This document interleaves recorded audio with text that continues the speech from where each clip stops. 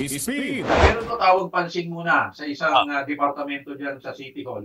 Hindi ko alam kung ang ating ang amin dito sa City of Lucena, ang aming budget officer ay siya pa ring acting GSO head.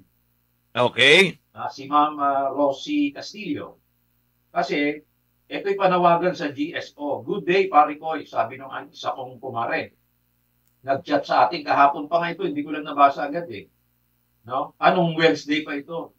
Pakitawagan po ng pansin ng Office ng Garbage Collection, di GSO ito. Hindi nangongolekta ng basura, tambak na ang mga basura dito sa Rodriguez Subdivision. Kainamang irresponsable. Kaya dugyot ang Lucena eh. Yun. Nakita na ninyo. Kaya ito panawagan sa inyo. Dapat nga magpasalamat kayo sa amin dahil natatawagan namin kayo ng pansin. Kaya Kaysa busit yung mga tao kung ano-ano na mga nasasabi sa inyo. Ito, salita, dugyot ang Lucena. Hindi lamang ako nagsasabi nito. Mismong tao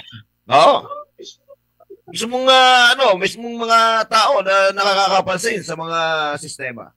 Pagkatapos sasabihin na bumili na naman daw ng 3 o 5 truck, tanda ng kaunlaran. Saan gagamitin yung mga truck na yan? Sa construction?